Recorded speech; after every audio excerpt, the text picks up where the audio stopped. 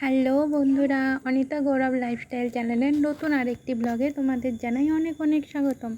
এখন বাজে সকাল 8টা আর আমি বেরিয়েছি একটু বাইরে, কারণ ভোর ভোর উঠেছিলাম। উঠে গৌরবের জন্য রান্না হয়ে গেছে। আজকে মঙ্গলবার, নিরামিষের দিন। পটল আলুর তরকারি আর কুঁদরি ভাজা হয়েছে, কিন্তু গৌরবকে যখন ডাকলাম ও বলল আজ ডিউটি যাবে না, তো তাই আমি একটু বাইরে বেরোলাম। আগের দিনে যে গাছগুলো লাগানো হয়েছিল, আগের দিনে যে দানাগুলো বোনা হয়েছিল, ওই দানাগুলো থেকে কতটা কি গাছ বেরোলো তোমাদের সঙ্গে শেয়ার করব বলে। তো চলো দেখে নেওয়া যাক। তো আগের দিন যে দানাগুলো আমার হাজব্যান্ড বনেছিল, তো সেইখান থেকে এই গাছগুলো প্রায় বেরিয়ে গেছে। কিছু কিছু গাছ এখনও বেরোয়নি, বেরোবে। আর তোমরা দেখতে পাচ্ছ কি না জানি না, ছোট ছোট অনেক শাকও হয়েছে। ভালোভাবে দেখিয়ে দিচ্ছি, দেখো।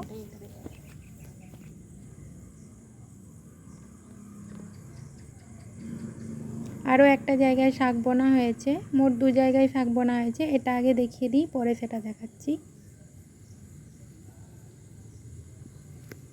আর এগুলো হচ্ছে শসা গাছ।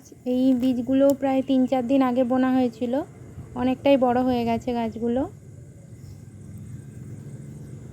আর পিসি যেই বেগুন চারাগুলো দিয়ে গিয়েছিল সেগুলো লাগানো হয়েছে, সবই বেঁচে গেছে বৃষ্টির জল পেয়ে। আর একটা জায়গায় যে শাক বোনা হয়েছিল, এইখানেও শাকগুলো বেরিয়েছে, কিন্তু খুব ছোট ছোট, আর কয়েকদিনের মধ্যে বড় হয়ে যাবে।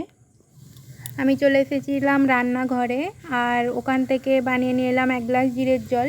জিরের জলটা খেয়ে নেব, তারপর আমি 30 মিনিটের জন্য একটু এক্সারসাইজ করে নেব।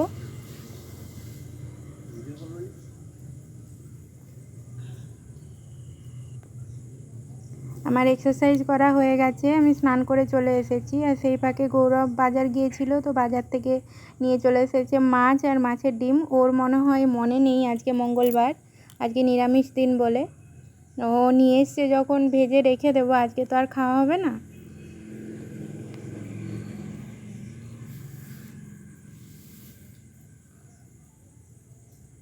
ও মাছগুলো ভেজে নিলাম।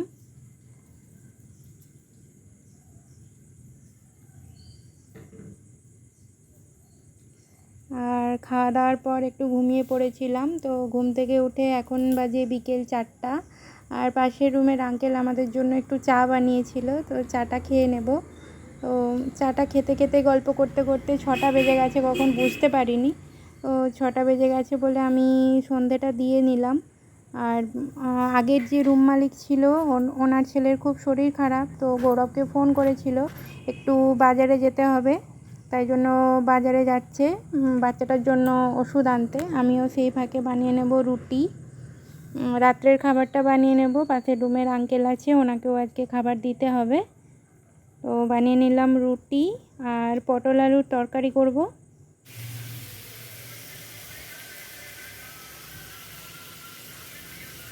আর আঙ্কেল খুব দুধ খেতে পছন্দ করে, তাই জন্য ওনার জন্য অল্প একটু দুধ নিয়ে এসেছিল, তো সেটা গরম করে নিলাম। তো রান্না আমার রেডি, আঙ্কেলের জন্য খাবারও বেড়ে নিয়েছি। তো আজকের ভিডিও এই পর্যন্তই। তোমরা সকলে ভালো থেকো, আর আমার চ্যানেলটা প্লিজ সাবস্ক্রাইব করে দিও। Bye bye.